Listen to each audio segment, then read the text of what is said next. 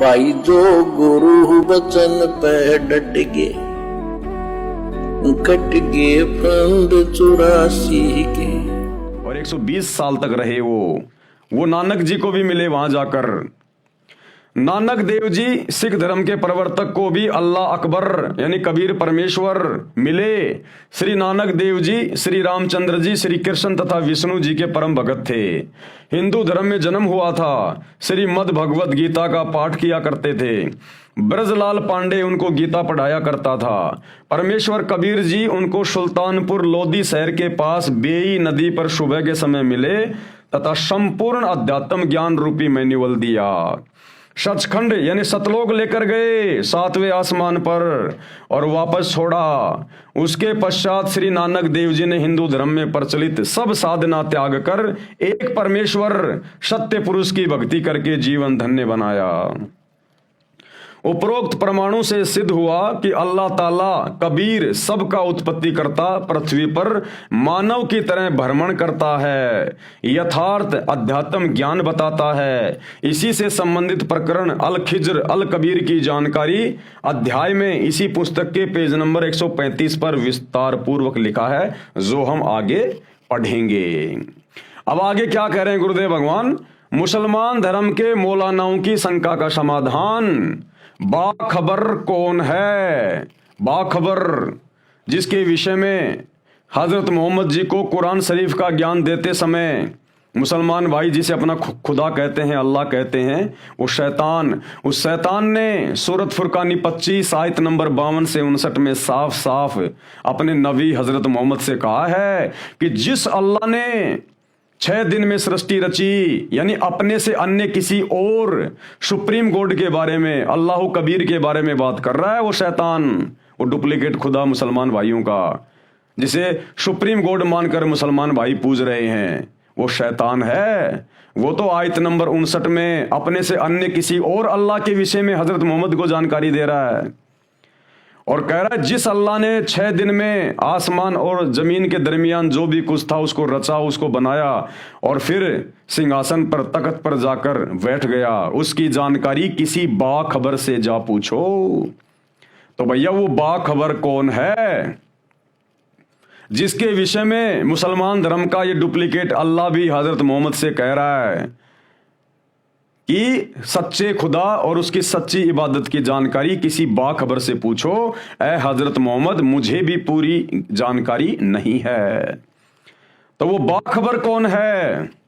वो बाखबर स्वयं अल्लाह कबीर ही धरती पर आता है। बाखबर कौन है? अल्लाह का नाम क्या है? गुरुदेव रामपाल दास जी से सेवकों का निवेदन है कि हम जब मुसलमान विद्वानों से ज्ञान चर्चा करते हैं, वे प्रश्न करते हैं, उनका हम सही जवाब नहीं दे पाते, कृपया हमें बताइए कि हम क्या उत्तर दें। प्रश्न इस प्रकार हैं, यानी भक्तों ने अपने गुरुदेव से कहा, बाखबर सतगुरु रामपाल जी से, कि जब हम मुसलमान धर्म के भाई बहनों को, उलेमाओं को, मुल्ला मौलवियों को समझाने का प्रयास करते हैं तो वे हमारे से कुछ सवाल करते हैं, हम उन सवालों का क्या जवाब दें। तो गुरुदेव ने कहा कि बच्चों क्या सवाल है बताओ। प्रश्न, यदि खुदा साकार यानी जिस्मानी रूप है, यानी वो उलेमा लोग, मुल्ला मौलवी कहते हैं कि अगर खुदा दिखाई देता है, साकार है, धरती पर आता है, जिस्मानी रूप है और उसका नाम कबीर है, इसका क्या प्रमाण है? तो गुरुदेव भगवान ने क्या कहा, उनको इस प्रकार से उत्तर दो। कैसे? खुदा साकार है, कुरान मजीद में खुदा को निराकार नहीं बताया गया है, परंतु मुस्लिम धर्म गुरुओं को खुदा का इल्म यानी ज्ञान ना होने के कारण इस परवरदिगार को निराकार अर्थात बेचून बताया है। भाई और बहनों, आप और हमारे लिए संकेत है, आप और हमारे लिए इस पुस्तक के माध्यम से मुसलमान धर्म के भाई बहनों को तो जगाया जा ही रहा है, साथ में बीच बीच में आप और हमारे लिए भी गुरुदेव संकेत कर रहे हैं कि अल्लाह कबीर कौन है। मुसलमानों ने जिसे बेचून कहकर छोड़ दिया, निराकार कहकर छोड़ दिया, वो कौन है? तो गुरुदेव कह रहे हैं बच्चों मैं खुद ही हूं वो कबीर जिसे मुसलमानों ने निराकार कहकर छोड़ रखा है, वो परवरदिगार मैं ही हूं। क्या कह रहे हैं? क्योंकि जवाब कौन दे रहे हैं, इस सवाल का उत्तर कौन दे रहे हैं? सतगुरु रामपाल जी। तो क्या कह रहे हैं यहां पर कि खुदा साकार है, और कुरान मजीद में खुदा को निराकार नहीं बताया गया है, परंतु मुस्लिम धर्म के गुरुओं को खुदा का इल्म ना होने के कारण इस परवरदिगार को यानी गुरुदेव कह रहे हैं मुझको, संकेतों में कह रहे हैं, स्पष्ट नहीं कहेंगे मैं हूं वो परवरदिगार, लेकिन हम भगत समझ जाएंगे। तो गुरुदेव क्या कह रहे हैं जवाब देने वाले, इस परवरदिगार को निराकार अर्थात बेचून बताया है। कुरान मजीद में खुदा को जिस्मानी अर्थात दिखाई देने वाला साकार खुदा बताया है। अधिक जानकारी के लिए पढ़ें इसी पुस्तक में अध्याय हजरत आदम से हजरत मोहम्मद तक, पेज नंबर 129 पर। उसके बावजूद भी बहुत सारे प्रमाण हैं कि खुदा साकार है, धरती पर आता है, और बाखबर कौन होता है, उसका नाम कबीर है, गुरुदेव भगवान बता रहे हैं। मिसाल के तौर पर देखिए, कुरान मजीद की सूर लुकमान 31 आयत नंबर 27 और 29, इन आयतों में खुदा को सुनने वाला, अब सुनेगा कौन भाई, इन आयतों में मुसलमान धर्म में खुदा को सुनने वाला बताया कि खुदा सुनता है। अरे सुनता है तभी तो तुम ये बंग मार रहे हो, सुनता है तभी तो तुम नमाज पढ़ रहे हो, सुनता है तभी तो तुम मस्जिद में जाकर माइक पे ऊंची ऊंची आवाज में अल्लाहू कबीर बोलते हो। तो सुनेगा कौन है? जो निराकार है, दिखाई नहीं देता, वो क्या खाक सुनेगा? जिसका कोई शरीर नहीं है, जिसके कान नहीं है, वो क्या खाक सुनेगा? तो सुनेगा कौन? जिसके कान होंगे। तो कैसा हुआ फिर अल्लाह? साकार, लेकिन दिखाई उस समय देगा जब आप उसकी सच्ची इबादत करोगे। वो तुम्हारी आंखों के सामने होते हुए भी तुम्हें दिखाई नहीं देगा, क्योंकि तुम उसको पहचानते नहीं।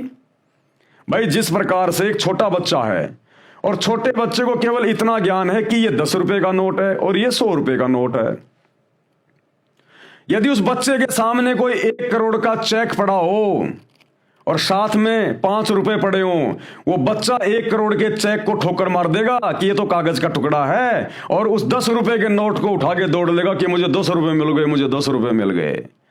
इसी प्रकार मुसलमान धर्म के भाई बहन, किसी भी धर्म के भाई बहन, सतगुरु रामपाल जी इस अल्लाह कबीर से अपरिचित होने के कारण केवल शैतान को अपना खुदा मान रहे हैं, 10 रुपए का नोट मान रहे हैं और खुश हो रहे हैं, जबकि वो अल्लाह कबीर वो तो चेक है, चाहे कितने रुपए भर लो, लेकिन उसकी जानकारी भैया जब थोड़ा समझदार होगा, थोड़ा बड़ा होगा, तब पता होगी। तो जिस व्यक्ति को चेक की जानकारी होती है ना, वो फिर तुरंत उस चेक को उठा लेगा कि भाई ये किसका गिर गया, उस आदमी तक उसको पहुंचाएगा कि भैया तेरी अनमोल कीमत, तेरा 1 करोड़ का चेक देख तूने कहां छोड़ दिया। तो इसी प्रकार वो अल्लाह कबीर धरती पर सतगुरु रामपाल जी के रूप में प्रकट है, सामने है, मनुष्य रूप में है, लेकिन अभी उसकी पहचान नहीं है उस 5 साल के बच्चे की तरह। मिसाल के तौर पर देखिए, कुरान मजीद की सूर लुकमान 31 आयत नंबर 27 और 29 में इन आयतों में खुदा को सुनने वाला अर्थात देखने वाला बताया है। अब भैया सुनेगा कौन, देखेगा कौन? वही तो देखेगा, वही तो सुनेगा जिसके आंख होंगी, जिसके कान होगा। अब आंख होंगी, कान होंगी तो शरीर भी होगा।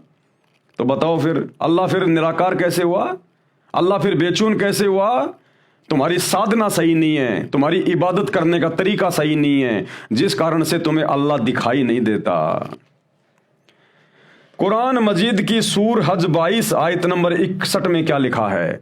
इसमें खुदा को बड़ी शान और बड़ा कबीर बताया है, स्पष्ट नाम लिखा हुआ है, लेकिन मुसलमान धर्म के उलेमाओं ने कबीर का अर्थ कर दिया बड़ा। कबीर का क्या अर्थ कर दिया? बड़ा। वो इसलिए कर दिया क्योंकि ये लोग अपने अज्ञान आधार से मानते नहीं कि खुदा का नाम भी कबीर हो सकता है, इसलिए कबीर कबीर जहां जिक्र आया उसका नाम कर दिया बड़ा, जबकि उस परमेश्वर का नाम कबीर ही है। तो इस आयत में साफ साफ उस परमेश्वर का नाम लिखा हुआ है और कहा है इसमें खुदा को बड़ी शान और बड़ा बताया गया है। अरे शान किसकी बड़ी होगी? अरे शान उसी की बड़ी होगी जो कुछ होगा, दिखाई देगा, अन्यथा आप ऐसे किसकी महिमा करोगे? आप किसी की महिमा कर रहे हो तो सामने कोई होगा ना, अन्यथा आप किसको कहोगे कि वो बड़े मर्तबे वाला है, उसकी तो बड़ी शान है, बड़ा समर्थ है? कोई है तभी तो कहोगे। निराकार को क्या कहोगे जिसको किसी ने देखा ही नहीं? उसको तुम कैसे कह सकते हो?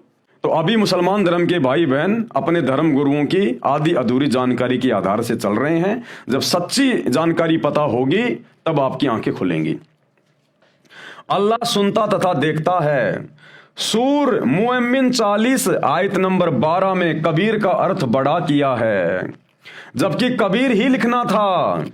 इन आयतों से यह साबित होता है कि अल्लाह साकार अर्थात जिस्मानी है।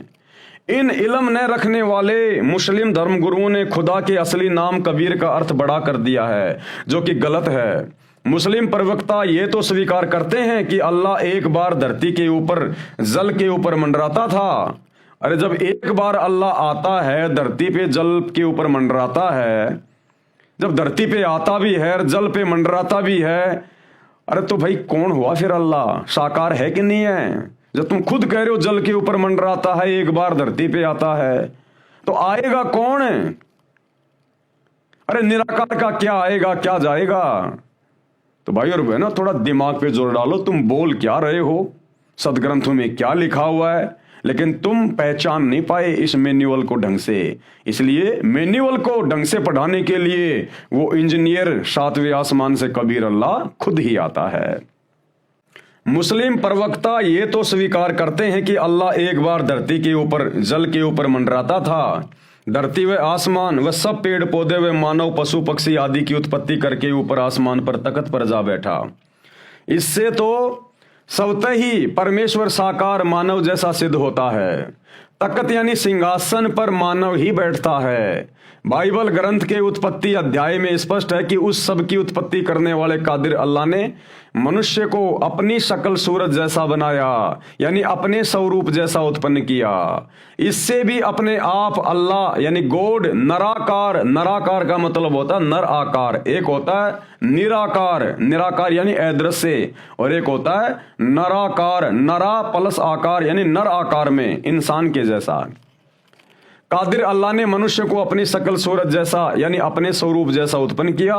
इससे भी अपने आप अल्लाह यानी गॉड नराकार मानव जैसे आकार का सिद्ध हुआ। यह भी सिद्ध हुआ कि खुदा साकार अर्थात जिस्मानी रूप है। उसका नाम कबीर है, जिसका कुरान के अनुवादकों ने बड़ा अर्थ किया है। मिसाल के तौर पर सूर मुअम्मिन 40 आयत नंबर 12, जालिकुम बिअन्नु इज़ा दुई यल्लाहु बहदहु कै फरतुम व इंसु रकबिही तुअमिनु फल हुकुम लिल्लाहिल अलियल कबीर। साफ साफ लिखा हुआ उस खुदा का नाम अल्लाहु कबीर, अलियल कबीर। अब मुसलमान धर्म के अनुवादकर्ताओं ने कबीर का अर्थ कर दिया बड़ा, जबकि यहां पर कबीर ही होना चाहिए क्योंकि ये अल्लाह ताला का नाम है। मुसलमानों का किया अनुवाद। अब मुसलमान धर्म के भाई बहनों ने इस आयत का क्या अर्थ किया है?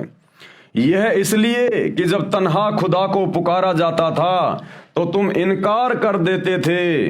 अगर उनके साथ शरीक मुकर्रर किया जाता था तो मान लेते थे। तो हुक्म तो खुदा ही का है जो सबसे ऊपर और सबसे बड़ा है। यहाँ लिखना था जो कबीर है, जो हुक्म देता है आकर यहाँ संत रूप में, दरवेश रूप में, सच्ची भक्ति बताता है, लेकिन हम लोग इनकार कर देते हैं। जो गुरु बचन पे डट गए, कट गए फंद 84 के, कट गए फंद 84 के, कट गए फंद 84 के।